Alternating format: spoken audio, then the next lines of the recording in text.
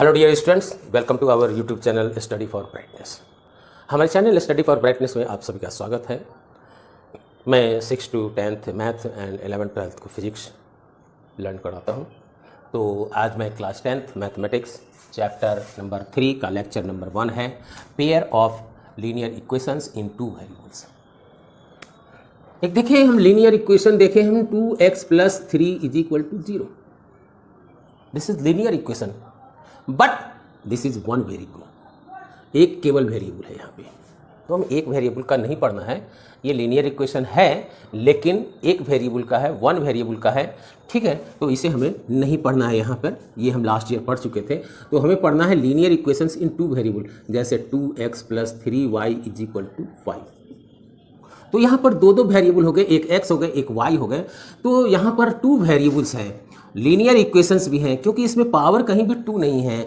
तो linear equations भी हो गए, टू वेरिएबल्स भी हो गए। लेकिन जैसा कि हम पिछले साल ये linear equation with one variable में हम अपने मान को निकाल लेते थे, 2x = 0 - 3 और x = -3/2। बट लेकिन अब ये टू वेरिएबल हो गए, अब हमें एक इक्वेशन से मान नहीं निकलेगा। इसे मान निकालने के लिए एक और इक्वेशन की हमें ज़रूरत पड़ेगी। ये हमारा x और y में एक क्या है, एक लीनियर वेरिएबल है, और दूसरा एक और लीनियर जो है इक्वेशन चाहिए जिसका वेरिएबल भी x और y ही हो। तो दूसरा इक्वेशन ले लेते हैं, 3x + 2y = 7। तो ये क्या हो गए, ये एक लीनियर इक्वेशन हो गए इन टू वेरिएबल, ये भी एक लीनियर इक्वेशन हो गए इन टू वेरिएबल, और ये दोनों मिलके क्या बन गया, पेयर बन गया, पेयर बन गया, जोड़ा बन गया। तो जब तक ये पेयर नहीं रहेंगे, जब तक ये दो नहीं रहेंगे, जब तक ये जोड़ा नहीं रहेंगे, इसका मान निकालना असंभव है। क्लियर? तो हमने क्या देखा, ये हमारे एक linear equation in two variable, कौन सा वेरिएबल है, एक्स वाई में है, ये भी कौन सा है, एक्स वाई में है। लेकिन अगर हम चाहें कि ऐसा लिखें कि 2x + 3y = 7 और 2u + 3t = 8, इसमें भी नहीं निकलेगा। क्यों नहीं निकलेगा? कि ये जो है लीनियर इक्वेशन किस चीज में है, एक्स वाई में। इसमें वेरिएबल क्या है, एक्स वाई, और इसमें वेरिएबल क्या है, यूटी। नहीं होगा। इसके जनरल फॉर्म की अगर बात करें तो इसमें नहीं होगा। अगर जनरल फॉर्म की बात करें तो ax + by + c = 0। यहां x और y क्या है, वेरिएबल है। a b c क्या है, ये रियल नंबर है। और इसमें a और b ये कभी भी 0 के बराबर नहीं होगा, ये कभी भी 0 के बराबर नहीं होगा। अगर ये 0 हो गया तो क्या हो जाएगा, एक वेरिएबल यहां से खत्म हो जाएगा, फिर क्या हो जाएगा, वो linear equation with one variable हो जाएगा। तो हमें ये a और b यानी कि x का मल्टीपल यानी वेरिएबल का जो मल्टीपल्स है वो कभी भी 0 नहीं होना चाहिए। ये c 0 हो सकता है, मे भी हो सकता है, कोई प्रॉब्लम नहीं है, बट ये दोनों नहीं होना चाहिए। तो इस तरह से हमने इस चीज को ओवरऑल देखा, इसके कॉन्सेप्ट को समझने की कोशिश किया। अब हम लोग चलते हैं कुछ इसके सवाल को हल करते हैं।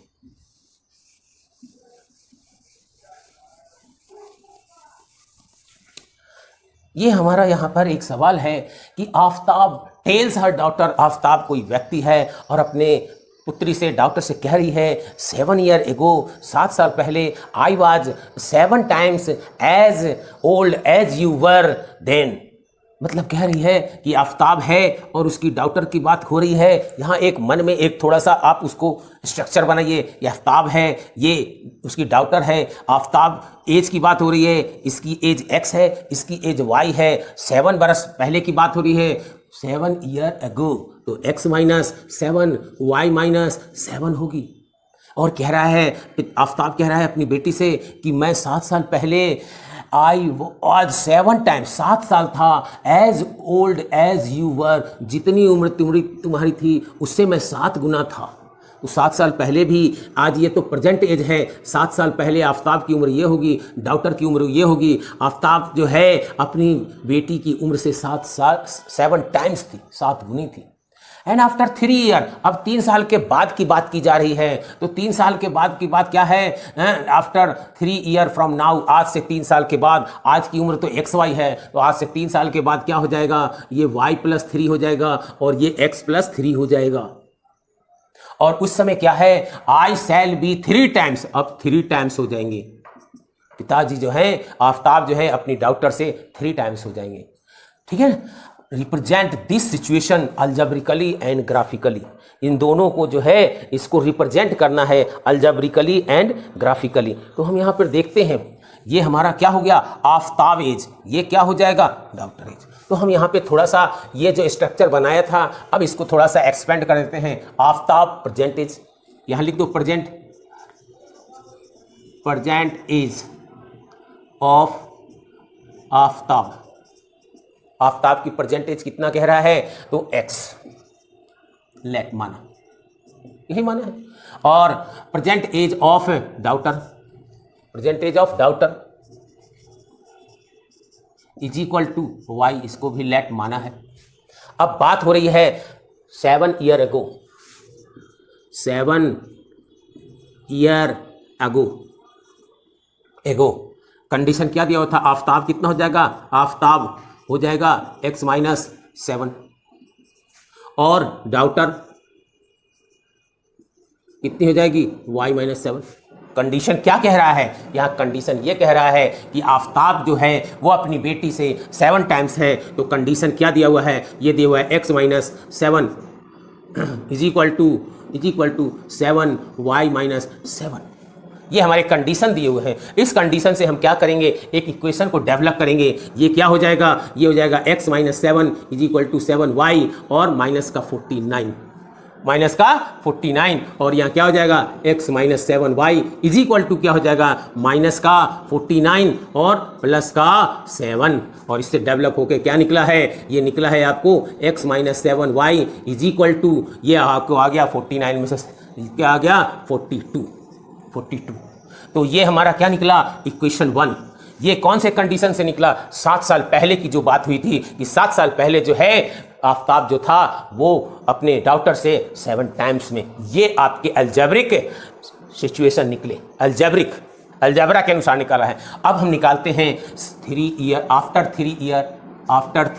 तो आफ्टर 3 ईयर निकालेंगे तो देखें हम क्या करते हैं। आफ्टर 3 ईयर्स क्या हो जाएगा? आफ्टर 3 ईयर्स हो जाएगा आफ्ताब कितना हो जाएगा? x है आज, तो क्या हो जाएगा? x+3 और डॉटर इज इक्वल टू क्या हो जाएगा? Daughter is equal to y+3। और क्या कंडीशन थे? 3 ईयर के बाद ये कंडीशन थे कि जो आफ्ताब था वो अपने डॉटर के 3 टाइम्स थे। तो यहाँ कंडीशन क्या हो गया कि x+3 और इज इक्वल टू 3y+3 और इससे हमारा क्या निकला? x+3 is equal to 3y+3। और यहाँ पर हम फिर क्या करेंगे? x और -3y इज इक्वल टू 3 9। यहाँ पे क्या हो जाएगा? 9 और इधर से 3 गया, माइनस का 3 is equal to x-3y is equal to 6 तो ये हमारा क्या निकल गया? ये हमारा निकल गया इक्वेशन सेकंड। तो हमारा इक्वेशन फर्स्ट भी निकल गया और इक्वेशन सेकंड में, यानी दोनों कंडीशन से 2 इक्वेशन निकल गए। यही कहता है अलजेब्रिकली, यही चीज जो है अलजेब्रिकली है। So equation first and second represent first और सेकंड रिप्रेजेंट अलजेब्रिकली।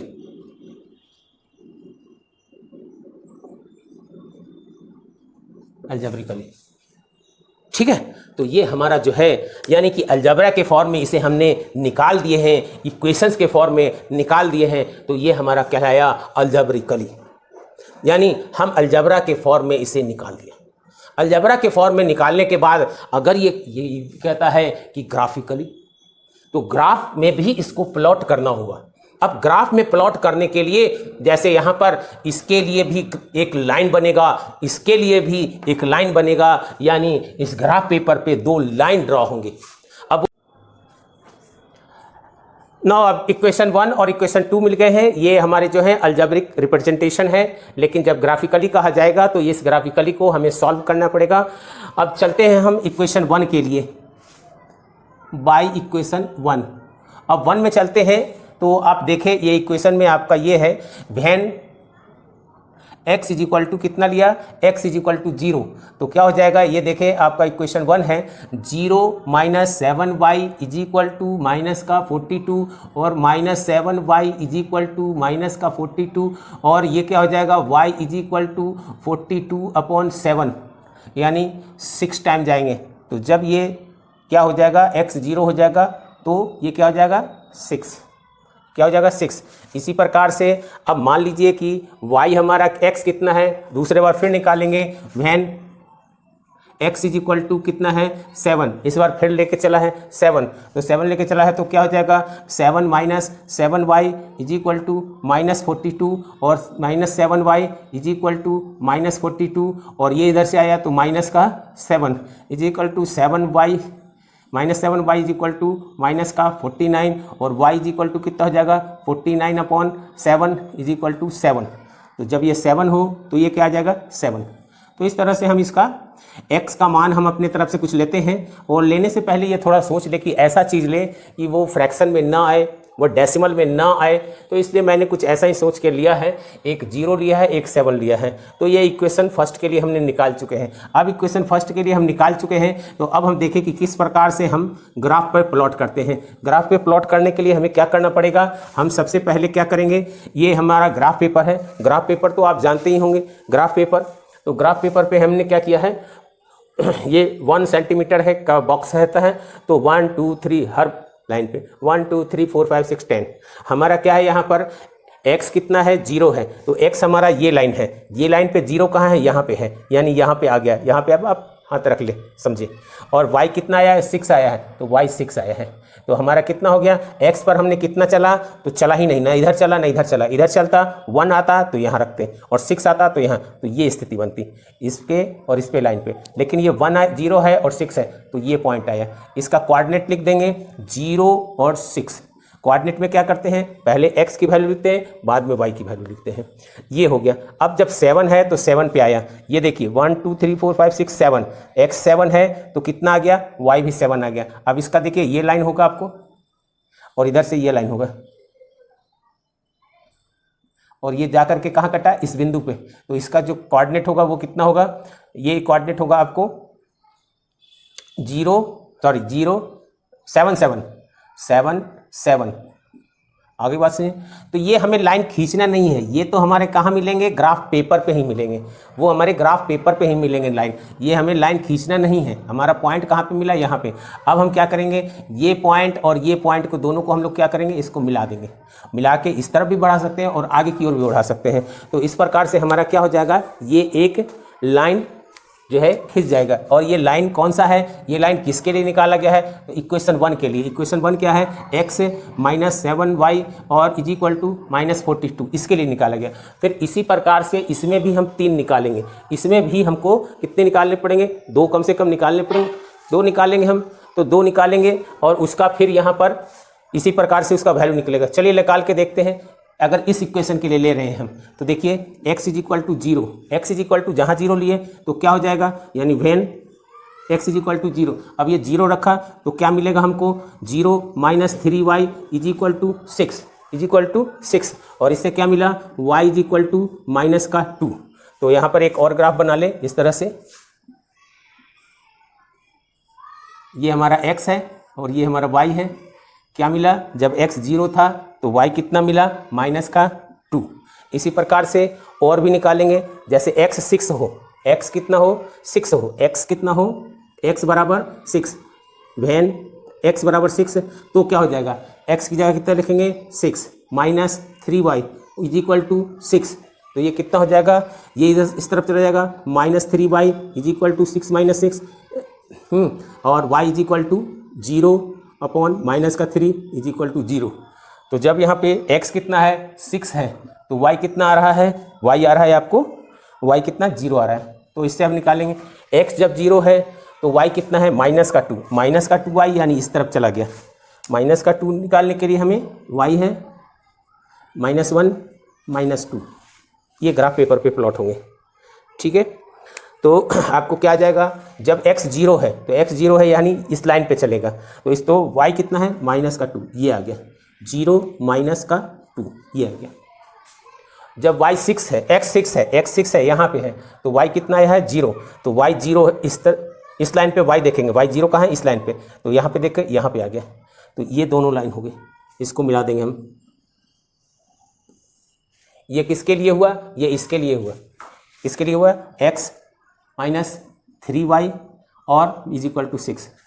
आगे बात से, तो ये आपको हमने क्या चीज़ करके दिखला दिया, ये हमने आपको ग्राफिकली रिप्रेजेंटेशन हुआ, ये हमारा ग्राफ में रिप्रेजेंटेशन हुआ, तो इसको हम लोग कहते हैं ग्राफिकली। अगर हमको कहता है केवल अलजेब्रिक रिप्रेजेंटेशन, तो अलजेब्रिक रिप्रेजेंटेशन यहाँ पे आपको खत्म हो चुका था, ये दोनों लिख करके मैंने यहाँ ख़त्म किया था अलजेब्रिक, लेकिन जब ग्राफिकली कहा तो हमें ग्राफ पे प्लॉट करके दिखलाना पड़ा। ठीक है, तो अब जो है मैं हर सवाल में ग्राफिकली करके नहीं बताऊंगा, सिर्फ ये बता दूंगा कि इसको ग्राफिकली करना है। 4-5 क्वेश्चन के बाद किसी एक क्वेश्चन में मैं ग्राफ लेकर के फिर से आऊँगा और उसको मैं समझा दूंगा, एक बार ग्राफ बनाना सिखा दूंगा, आप हर क्वेश्चन में उसके डाटा को भरते जाइए और निकालते जाइए। तो थैंक यू, इसको नोट डाउन कीजिए, अगले सवाल में फिर मिलते हैं।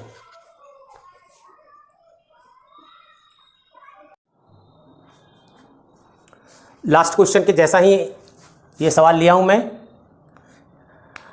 10 स्टूडेंट्स ऑफ क्लास 10th, यानी क्लास 10th के 10 स्टूडेंट्स की बात हो रही है, took part in mathematics quiz. The number of girls is 4 more than the number of boys. Find the number of boys and girls who takes part in the quiz. Class 10th में 10 students हैं जो कि mathematics के quiz प्रतियोगिता में भाग लिए हैं, और ये भी कहा जा रहा है कि जो लड़कियों की नंबर ऑफ गर्ल्स, लड़कियों की जो संख्या है वो 4 more than number of boys, लड़कों की संख्या से 4 अधिक है। ठीक है, find the number of boys and girls, लड़कों और लड़कियों की संख्या बताइए, who takes part in the quiz. तो बॉयज़ और गर्ल्स की बात हो रही है, एक रफ आइडिया बना लेते हैं बॉयज़ और गर्ल्स। पहला तो ये कह रहा है कि 10th क्लास में 10 स्टूडेंट्स हैं, वो टेक पार्ट कर रहे हैं, तो x और ये y, बॉयज़ कितने हैं x है और गर्ल्स कितने हैं y है, दोनों का सम कितना है, ये हमको 10 है। देखिए 10 स्टूडेंट्स पार्ट कर रहे हैं, x बॉयज़ है, y गर्ल्स है। If the number of girls, girls की जो संख्या है, यानी गर्ल्स की जो संख्या है वो क्या है, वो आपको बॉयज़ से कितना अधिक है, 4 मोर देन, 4 अधिक है, तो बॉयज़ ये है, बॉयज़ से 4 अधिक है, तो बॉयज़ x में अगर 4 जोड़ दिया जाए तो ये y बन जाएगा, यानी गर्ल्स की संख्या बॉयज़ से 4 अधिक है, तो बॉयज़ की संख्या x थी तो उसमें 4 जोड़ दी। एक रफ आइडिया हमने निकाल लिया। ठीक है, ये बॉयज़ है, ये गर्ल्स है, बॉयज़ है x, गर्ल्स है y। पहला सिचुएशन, 10 स्टूडेंट्स हैं, दोनों को जोड़ दिया, बॉयज़ और गर्ल्स 10 हो गया। उसके बाद दूसरे लाइन पढ़ा, वो कहता है कि जो बॉयज़ लड़कियों की जो संख्या है वो गर्ल्स से 4 अधिक है, तो लड़कों से 4 अधिक है, तो हमने लड़कों में 4 जोड़ दिया, तो वो लड़कियों की संख्या बन गई। अब इसे निकालना है, तो इसको थोड़ा सा अब लैंग्वेज के रूप में हम तो समझ गए, लेकिन अब लैंग्वेज के रूप में इसको लिखते हैं। तो let number of boys is equal to x, number of girls is equal to y। तो अकॉर्डिंग टू फर्स्ट कंडीशन, लड़कों की संख्या और लड़कियों की संख्या given x + y is equal to 10। क्यों, लड़कों की संख्या और लड़कियों की संख्या, टोटल स्टूडेंट्स 10, तो इससे ये निकल गया, आपको एक इक्वेशन निकल गया। ये दूसरा इक्वेशन क्या था, दूसरा कहता था if the number of girls की जो संख्या है वो क्या है, 4 मोर देन बॉयज़। तो ये first condition given, first condition, ये पहला कंडीशन था गिवन, सेकंड कंडीशन। दूसरा कंडीशन ये कहता है कि लड़कियों की संख्या जो है यानी y is equal to x + 4, लड़कों से 4 अधिक है, तो ये क्या हो जाएगा, x minus y is equal to minus का 4, ये भी एक समझ। तो ये दोनों क्या चीज़ रिप्रेजेंट कर रहा है? ये दोनों रिप्रेजेंट कर रहा है आपको who take parts in the quiz. अब निकालना है, ये तो अभी अलजेब्रिकली रिप्रेजेंट कर रहा है दोनों इक्वेशन। अब हम इसे हम लोग क्या करेंगे, निकालेंगे। और निकालने के लिए हम क्या करेंगे, हमारे पास बहुत सारे मेथड्स हैं, लेकिन फ़िलहाल जो चैप्टर नंबर एक्सरसाइज नंबर 2 है, इसमें हमको क्या करना पड़ेगा, ग्राफिकली निकालना पड़ेगा। और ग्राफिकली निकालने के लिए हमको क्या करना पड़ेगा, बाय इक्वेशन 1 में हम क्या करेंगे, when x is equal to 0 then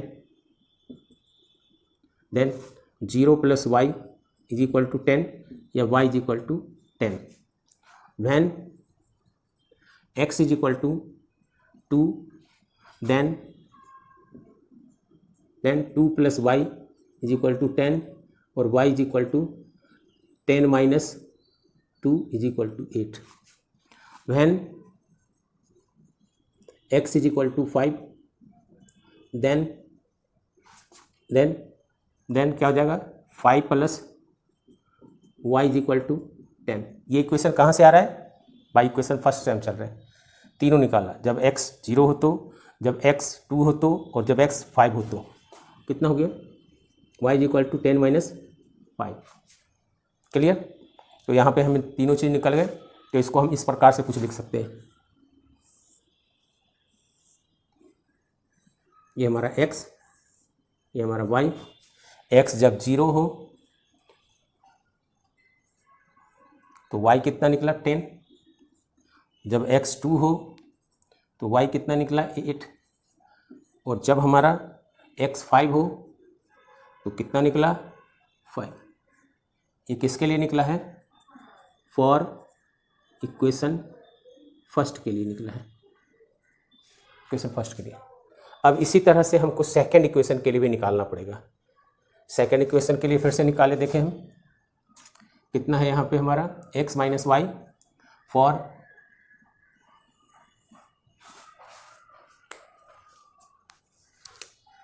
second equation,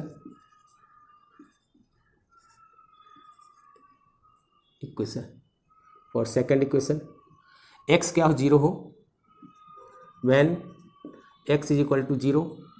जब x 0 हो तो 0 minus y is equal to minus का 4, माइनस का y is equal to minus का 4, y is equal to 4। When x is equal to 1 हो, x is equal to 1 minus y is equal to minus 4, और minus y is equal to minus 4 minus 1, minus y minus 5, और y is equal to 5। ये निकल गया।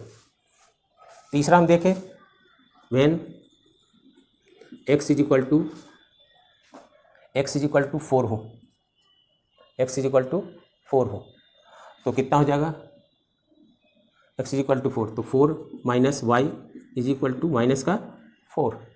और जैसे ही हमने minus y is equal to क्या हो जाएगा, माइनस 4 और माइनस 4, ये उधर गया माइनस 4, और minus y is equal to minus 8, और y इज इक्वल टू कितना हो गया, 8, माइनस माइनस कैंसिल। इसमें भी हमने 3 निकाल लिया।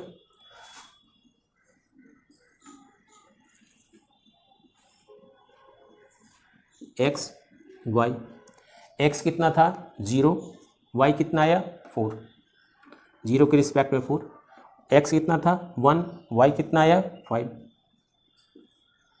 x कितना था 4, y कितना आ गया 8। ये हो गया।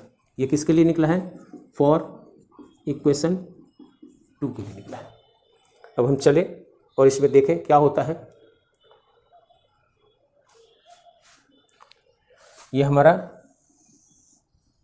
y एक्सिस, ये हमारा x एक्सिस, यहाँ पे 0 1 2 3 4 5 6 7 8 9, 1 2 3 4 5 6 7 8 9 10। अब आप देखें यहाँ पे क्या दिखाई दे रहा है, फर्स्ट इक्वेशन के लिए लेके चले, जब कितना था x 0 तो y कितना था 10, x 0 x एक्सिस ये है, x 0 है तो y कितना है 10, यानी ये पॉइंट मिल गया, x 0 और y 10 हो गया। नेक्स्ट x जब 2 हो तो y कितना मिला 8, y कितना मिला 8, यानी इस लाइन को और इस लाइन को यहाँ मिल गया, कितना है 2 8, x 2 तो y 8। तीसरा देखें 5 5, ये 5 और ये 5, ये जाके दोनों कहाँ मिल गया, यहाँ पे 5 5। ये तीनों मिला करके हम क्या करेंगे, एक लाइन खींच देंगे। ये तीनों एक ही लाइन में आनी चाहिए, अगर तीनों एक लाइन में नहीं आया तो आप सोच ले ये जो हमने निकाला है ना ये गलती होगी। तीनों स्केल के एक ही लाइन में आनी चाहिए, अगर ये तीनों एक लाइन में नहीं आया है तो यहाँ से आप फिर से चेक करें, यानी इस चीज़ में गड़बड़ी हो गई है, इसीलिए 3 निकाले जाते हैं। अब इक्वेशन 1 के लिए हमने निकाल लिया है, अब इक्वेशन 1 को निकालने के बाद अब हम इक्वेशन 2 के लिए निकालेंगे। x कितना है 0 तो y कितना है 4। देखें इसके लिए अब निकालते हैं हम, x कितना है, ये 2 के लिए, ये तो इक्वेशन 1 के लिए था, अब 2 के लिए x 0 है तो y 4, यानी ये निकला 0 और 4। दूसरा 1 है तो 5 है, 1 है तो 5 है, ये आ गया, 1 है तो 5 है। तीसरा निकालेंगे 4 है तो 8 है, 4 है तो आपको 8 है, यहाँ पे 4 है तो 8 है, ठीक। अब ये तीनों लाइन को मिलाएंगे, अगर ये तीनों लाइन एक ही लाइन में होगी तो हमारा सवाल सही है। और इस जो कटान बिंदु है इसका हम क्या करेंगे, इसका हम जो ग्राफ पेपर पे x कितना है और y कितना है ये चीज़ देख लेंगे, यही पॉइंट हमारा क्या बताएगा, आंसर बताएगा। तो ये ग्राफ पेपर होता तो मैं शायद आंसर बता देता, और ये लगभग जो है आपको 3 और 7 आएगा, 3 7, यही आपका आंसर है। x कितना निकला 3, x कितना निकला 3 और y कितना निकला 10। अब आप देख ले दोनों कंडीशन हमारा फुलफिल हो रहा है कि नहीं, x plus y 10, x plus sorry 7, x plus y 3 और 7 10 फुलफिल हो गया। दूसरा कंडीशन ये देखें, x में 4 जोड़ दे, x में 4 जोड़ा तो कितना हो गया, इसके बराबर हो गया, बॉयज़ के बराबर। तो यहाँ पे ये जो माना था हमने, ये बॉयज़ कितने हुए 3 हुए और गर्ल्स कितने हुए 7 हुए, दोनों कंडीशंस हमारा फुलफिल हो गया। पहला तो ये हुआ कि दोनों मिलाकर 10 स्टूडेंट्स थे, क्लियर हो गया। दूसरा चीज़ ये हुआ कि हमने बॉयज़ में 4 जोड़ दिया तो वो गर्ल्स के बराबर 7 हो गए। तो इस प्रकार से ये भी आपका कंप्लीट हो गया। तो प्लीज़ नोट डाउन।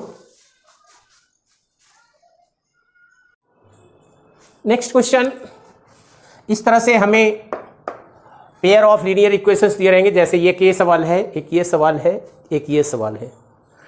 तो इसमें हमें ये बताना है कि 2 लीनियर इक्वेशंस है, इसका मतलब ये अलग एक लाइन रिप्रेजेंट करेगा ग्राफ पे, ये अलग एक लाइन रिप्रेजेंट करेगा। तो लाइन रिप्रेजेंट जब करते हैं तो 3 कंडीशन आती है, 2 लाइन को खींचो तो 3 कंडीशन आ सकती है। पहली कंडीशन क्या है कि पहली कंडीशन ये है कि एक लाइन दूसरे को इंटरसेक्ट करती है, यानी कहीं ना कहीं काट देती है, जहां कटान बिंदु होता है पॉइंट ऑफ इंटरसेक्शन कहा जाता है।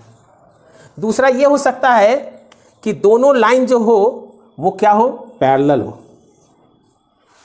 पैरेलल हो। तो इसमें भी क्या होता है, जब पैरेलल हो तो दोनों एक दूसरे को नहीं काटती है। तीसरी स्थिति ये हो सकती है कि एक ही लाइन पर दोनों लाइन हो, यानी एक लाइन तो ये है और एक ही लाइन पे हमारा दोनों है, देखिए दोनों हो गए, यानी दोनों लाइन सेम लाइन को रिप्रेजेंट कर रहे हैं। तो 3 कंडीशन हो गया, यानी ऐसी कंडीशन को हम लोग क्या कहते हैं, कॉन्सिडेंट। यानी यहाँ पर हमने क्या पाया, यहाँ पे पाया कि एक दूसरे को काट रही है, यहाँ पे पाया कि 2 लाइन पैरेलल है, यहाँ पे पाया कि एक ही लाइन पे दोनों है, एक ही लाइन पे दोनों है, दोनों। ठीक है, तो इस प्रकार से 3 कंडीशंस होते हैं। तो हमें यहाँ पूछा गया है कि ये स्थिति और ये स्थिति तीनों में कौन इंटरसेक्ट करता है, कौन पैरेलल है और कौन कॉन्सिडेंट है, ये हमें फाइंड आउट करना है। तो ये फाइंड आउट करने के लिए जो है हमें कुछ चीज़ जो है फार्मूला सीखना पड़ेगा, और वो फार्मूला बड़ा इजी है, 2 लाइन है। तो आप नोटेशन कुछ इस तरह से करेंगे, इसमें है A1 P1 C1 A2 B2 C2, जो आपके साथ यहाँ पर है कॉफिशिएंट, यहाँ A1 A2 B1 B2 C1 C2। देखिए जैसे ऐसा लिखा हुआ है A1x B1x C1 is equal to 0, A2x plus B2y plus C2 is equal to 0। इसे देखिए A1 A2 B1 B2 C1 C2, ये चीज़ अगर निकाल लिए, इस निकालने के बाद आप देखिए क्या A1 A2 जो है वो B1 B2 के बराबर है क्या? अगर नहीं है तो हम लोग सीधा सीधा कह देंगे कि वो इंटरसेक्ट एट ए पॉइंट, यानी ये कंडीशन हो गई इंटरसेक्ट एट ए पॉइंट, कहीं दोनों एक दूसरे को काटेगी।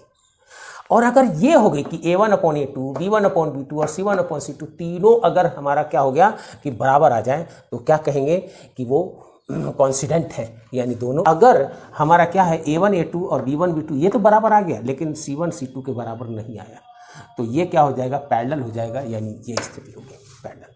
तो अब एक एक करके सॉल्व करते हैं। इस सवाल को देखें हम, इस सवाल को हम देखें तो क्या हो जाएगा? A1 upon A2 is equal to 9 upon 18 is equal to 1 upon 2 आ गया, A1 अपॉन A2। अब देखो B1 अपॉन B2 निकाला तो 3 अपॉन 6 3 अपॉन 6, और ये क्या हो जाएगा? 1 अपॉन 2, ये भी निकल गया। अब C1 अपॉन C2 निकाला और ये निकल गया हमारा 12 अपॉन 24, यानी 1 अपॉन 2, ये भी निकल गया। तीनों को हमने निकाल दिया। अब तीनों को निकाल के जरा चेक करें। A1 upon A2 1 upon 2, B1 upon B2 1 upon 2, C1 upon C2 1 upon 2, यानी ये कंडीशन फॉलो हो गए हमारे, ये कंडीशन फॉलो हो गया। So A1 upon A2 is equal to B1 upon B2 is equal to C1 upon C2। ठीक, ये फॉलो हो गया। तो हम क्या करेंगे? अगर ये कंडीशन आ गई तो हम कहेंगे इक्वेशंस आर, ये जो इक्वेशंस है, दो इक्वेशंस है, इक्वेशंस आर कॉन्सिडेंट, या given equation, given equations are coincidence, coincident हो गया इसका आंसर, मैंने फाइंड आउट कर लिया, ये कॉन्सिडेंट है। दूसरा, इस जो है सवाल को देखते हैं। इस सवाल को क्या है यहाँ पे फिर निकालेंगे A1 अपॉन A2, क्या निकला? 6 अपॉन 2, यानी 3 अपॉन 1। दूसरा निकालेंगे B1 अपॉन B2, ये क्या निकला? -3 अपॉन -1, यानी 3 अपॉन 1। अब हम तीसरा निकालेंगे C1 अपॉन C2, और C1 अपॉन C2 क्या है? 10 अपॉन 9, ये कट नहीं रहा है। तो यहाँ पे हमने देखा कि A1 upon A2 3 upon 1, B1 upon B2 3 upon 1, लेकिन C1 अपॉन C2 ये 3 अपॉन 1 नहीं है, यानी ये दोनों बराबर हो गए, लेकिन ये बराबर नहीं है, ये केस आ गया, ये केस आ गया। तो हम क्या लिखेंगे? यहाँ पे लिख दें, हम क्या लिखेंगे? A1 अपॉन A2 इक्वल है B1 upon B2 but not equal to C1 upon C2, ये है। तो ऐसे केस में हम क्या लिखेंगे? ये कौन सा केस आ गया हमारा? ये केस आ गया ये। तो हम क्या लिखेंगे? गिवन इक्वेशंस आर क्या है? Parallel, parallel.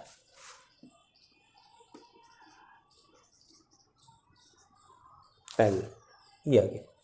ठीक, तो ये पैरेलल हो गया। अब तीसरे क्वेश्चन को थोड़ा सॉल्व कर लें। यहाँ पर भी हमको क्या करना पड़ेगा? A1 अपॉन A2, और ये हो गया हमारा 5 अपॉन 7, और B1 अपॉन B2 ये हो गया 6 अपॉन 4, या 4 अपॉन 6, 4 अपॉन 6 यानी 2 अपॉन 3, और इसके बाद C1 अपॉन C2 ये हो गया आपको 8 अपॉन -9। अब हम देखें इसको, तो A1 अपॉन A2 जो है, A1 अपॉन A2 जो है वो B1 अपॉन B2 के बराबर है ही नहीं, पहले ही दोनों बराबर नहीं है। A1 अपॉन A2 बराबर नहीं है B1 अपॉन B2 के। अब ऐसी केस में हम क्या करते हैं, इंटरसेक्ट एट ए पॉइंट, यानी कि ये जो दो लाइन है वो इंटरसेक्ट करेंगे किसी एक बिंदु पे। तो यहां पर हम लिख दें, क्या लिखेंगे, given equations are intersect at a point. आगे बात से, यानी यहां पर क्या हो गया, कॉन्साइड हो गया। कॉन्साइड होने का मतलब ये चीज, एक ही लाइन पर दूसरा लाइन, एक ही लाइन पे दूसरा लाइन, ये लाल वाला था और उसी पे काला वाला भी हो गया, दोनों लाइन, ठीक। उसके बाद इसमें मैंने क्या पढ़ा कि दोनों लाइन पैरेलल है, तो दोनों लाइन पैरेलल। इसमें क्या पढ़ा, दोनों एक दूसरे को काटता है। तो तीन चीज हमने पढ़ा। तो अगर आपके दो इक्वेशंस दिए रहे तो आपको इसी तरह से a1/a2, b1/b2, c1/c2 निकाल करके हमें को इस कंडीशन से देखना होगा कि क्या है। तो तीनों कंडीशंस को हम देख लिया। अब हम चलते हैं, आपको नेक्स्ट क्वेश्चन जो रहेगा वो ये रहेगा कि क्वेश्चन यही दिया रहेगा, आपको यही क्वेश्चन दिया रहेगा, ये क्वेश्चन दिया रहेगा और इसी क्वेश्चन को पूछेगा कि कंसिस्टेंट है या इनकंसिस्टेंट है। जो दिया गया इक्वेशंस है वो कंसिस्टेंट है या इनकंसिस्टेंट है। तो कंसिस्टेंट और इनकंसिस्टेंट, यानी अगर इंटरसेक्ट करेगा या कॉन्साइड करेगा तो कंसिस्टेंट रहेगा,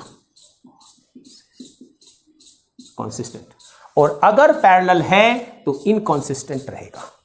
अब इसमें आप थोड़ा सा समझ लीजिए, इसमें क्या होता है कि लाइन इंटरसेक्ट करती है, इसमें क्या होता है, एक ही पर दूसरा भी होता है, एक ही पर दूसरा लाइन होता है, ठीक। लेकिन इसमें क्या होता है कि दोनों लाइन अलग अलग होते हैं, यानी दोनों लाइन पैरेलल होते हैं। तो आप यहाँ देखेंगे तो ये पाएंगे, ये लाइन तो बेचारा कभी मिलता ही नहीं है, जैसे रेल की पटरी।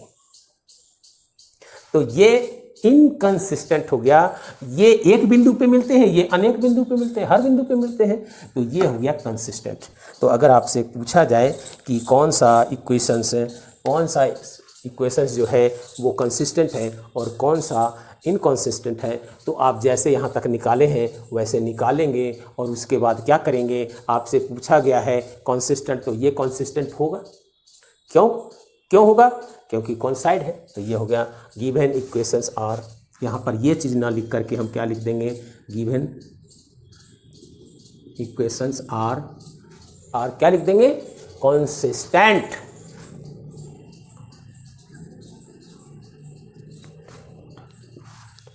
ये भी हमारा क्या हो जाएगा, ये कंसिस्टेंट नहीं होगा, क्योंकि ये दोनों तो लाइन एक दूसरे को काटती ही नहीं है, कहीं पर भी नहीं। तो given equations are inconsistent, consistent. और ये क्या हो जाएगा, ये हो जाएगा आपको गिवन, एक जगह तो काटता है, चाहे एक जगह काटे या अनेक जगह काटे, कंसिस्टेंट। तो गिवन इक्वेशंस आर कंसिस्टेंट। तो एक ही प्रकार के सवाल को दो तरह से पूछा गया है। सवाल हमारा वही है। एक बार पूछा गया कि तीनों में कौन है, इंटरसेक्ट एट ए पॉइंट है, पैरेलल है या कॉन्सिडेंट है, तो हमने निकाल के बताया। दूसरी बार ये पूछा, यही सवाल दे दिया और हमें पूछा कि कॉन्सिस्टेंट है या इनकॉन्सिस्टेंट है। तो अगर हमारा कहीं पर भी काटे, यहाँ एक बिंदु पर और यहाँ तो हर बिंदु पे अगर काटता है तो वो क्या हो गया, कॉन्सिस्टेंट होगा। ये काटता है तो कॉन्सिस्टेंट हो गया और ये काटता ही नहीं तो कॉन्सिस्टेंट नहीं हुआ। तो इस तरह से हमने क्या किया, इस प्रकार के दो सवाल को हमने टच कर लिया। तो प्लीज़ नोट डाउन। इस तरह से मैं समझता हूं कि आपको ये दो एक्सरसाइज कंप्लीट हो चुका होगा। 3.1 और 3.2 से हम चला था और इसके बाद जो है सब्स्टिट्यूशन मेथड के द्वारा हम लोग पढ़ेंगे। यही जो ग्राफ के थ्रू होता है, इसी में थोड़ी सी प्रॉब्लम ज़्यादा है ग्राफ पेपर पे, बाकी आगे बहुत इजी हो जाता है। तो आप लोग घबराएं नहीं, मैं आपको सारी प्रॉब्लम्स को सॉल्व करूँगा। और हमारे वीडियोज़ को लाइक करना ना भूलें, हमारे वीडियोज़ को सब्सक्राइब करें और उसके बगल के बेल आइकन को दबाकर हमारे सारे नोटिफिकेशंस आपके मिलती रहेगी और मैं आपसे ये वादा करता हूँ कि मैं आपसे एग्जामिनेशन तक आपसे जुड़ा रहूँगा। कोर्स मुझे पूरा कराना है। तो thank you for watching this video. Thank you once again.